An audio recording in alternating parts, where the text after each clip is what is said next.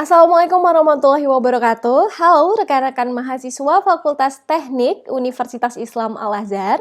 Perkenalkan, saya Diah Meidatul Zahra atau biasa dipanggil dengan Ibu Meida. Saya yang mengajar statistika dan probabilitas di Fakultas Teknik. Dan video kali ini saya buat karena dari pertemuan pertama kita belum pernah berjumpa begitu ya.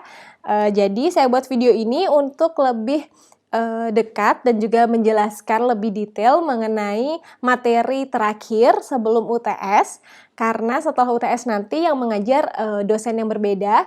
Jadi video ini sedikit saja saya menjelaskan tentang materi selanjutnya, yaitu peluang dan aturan peluang, di mana teman-teman semua sudah mempelajari sebelum-sebelumnya ya tentang statistika. Di slide yang pertama kemarin itu teman-teman sudah memahami tentang populasi, sampel, penyajian data, pengumpulan data, dan juga tentang analisis data ya. Jadi dari tugas yang teman-teman sudah kerjakan dan yang sudah dikirim ke saya, alhamdulillah sudah saya koreksi dan semuanya bagus ya. Saya rasa dari tugas tersebut sudah mewakili kepemahaman teman-teman semua mengenai statistika. Bahkan ada beberapa yang juga sudah paham mengenai analisis data, ya, analisis pada distribusi frekuensi dengan cara menghitung min, median, modus, dan juga standar deviasi ya. Slide yang minggu lalu saya kirim itu tentang min, median, modus, saya rasa juga sudah tidak usah kita bahas ya karena sudah umum sekali. Jadi untuk materi yang terakhir ini adalah peluang dan aturan peluang, yaitu materi terakhir untuk UTS ya. Jadi gini, kita tahu ya tugas statistik itu baru dianggap selesai jika kita berhasil membuat kesimpulan yang dapat dipertanggungjawabkan. Yakinkah kita 100% bahwa apa yang kita simpulkan itu benar atau masih ada keraguan? Nah, untuk itu diperlukan teori probabilitas atau teori peluang.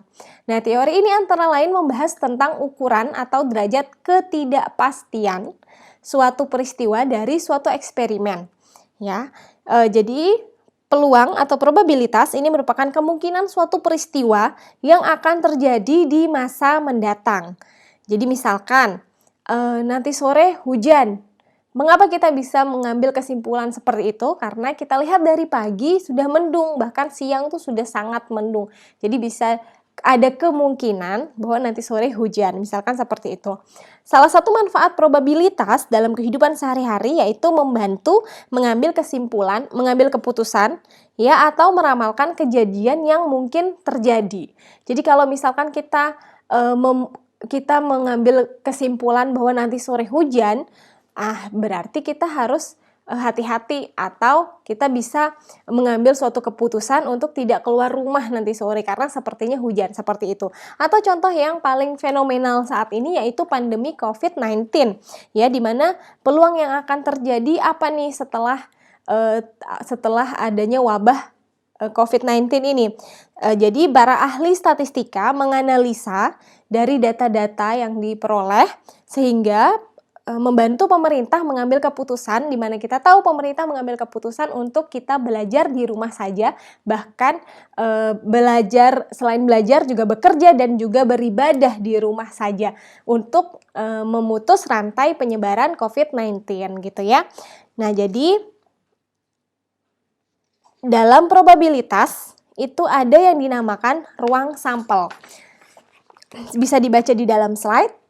Ruang sampel itu merupakan himpunan semua hasil yang mungkin dari suatu eksperimen. Notasinya S, ya, kemudian ada titik sampel. Titik sampel itu peristiwa-peristiwa atau kejadian-kejadian bagian yang mungkin didapat dari hasil eksperimen atau himpunan bagian dari ruang sampel.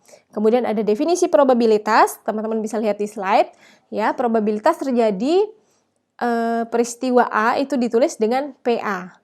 Ya, dengan rumusnya peluang A itu banyaknya elemen A dibagi dengan ruang sampelnya.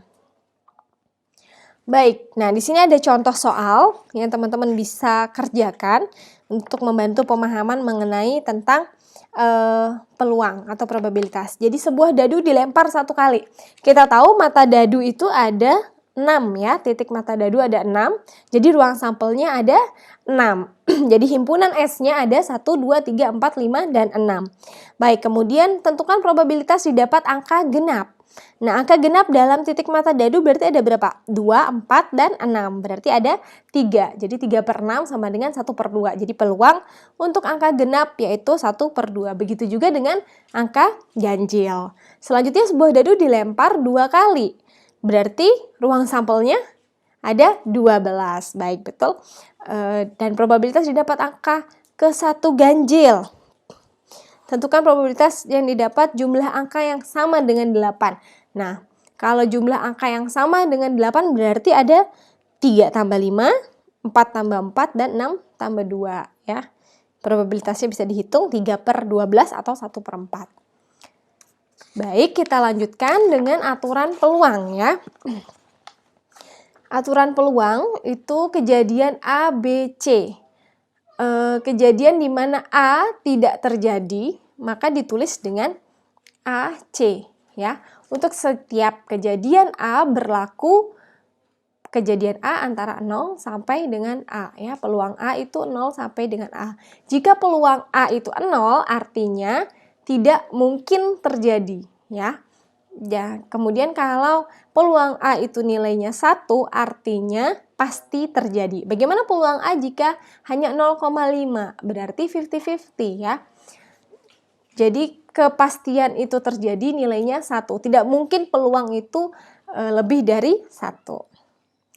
Baik, ini ada aturan perkalian, penjumlahan, dan juga probabilitas bersyarat.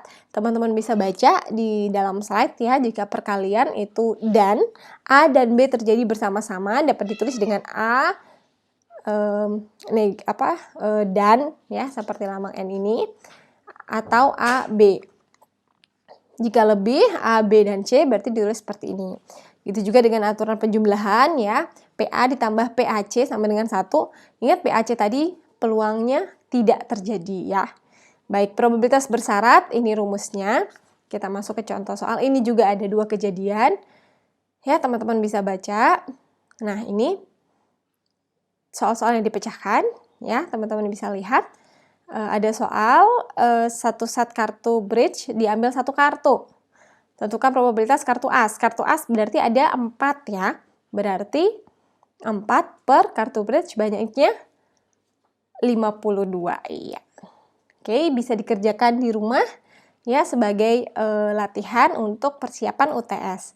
Yang kedua juga ada sebuah kotak berisi 5 bola putih, 3 biru, dan 2 merah. Diambil 2 bola berturut-turut dengan pengembalian. Ingat, dengan pengembalian artinya jika sudah diambil berarti dikembalikan lagi. Jadi ruang sampelnya tetap sama. Ya, ada 2 tambah 3 tambah 2 berarti ada 10 ya.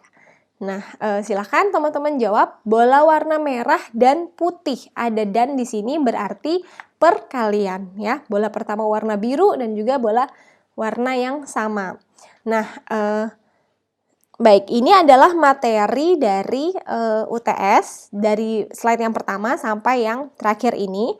Jadi saya harapkan teman-teman kita bisa melaksanakan UTS meskipun dalam kondisi seperti ini.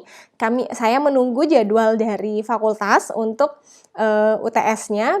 Jadi saya akan berikan soal di hari UTS untuk statistika dan probabilitas.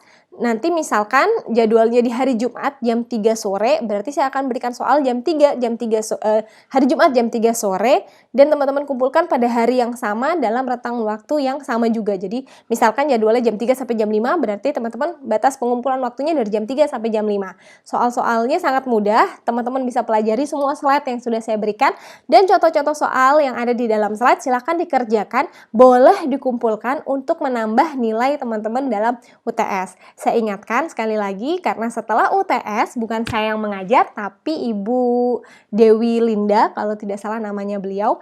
Jadi yang meneruskan materi selanjutnya tentang teori peluang adalah Ibu Dewi ya. Baik, terima kasih teman-teman, dan mohon maaf jika ada yang belum dimengerti, silakan ditanyakan aja ke saya. Terima kasih. Assalamualaikum warahmatullahi wabarakatuh.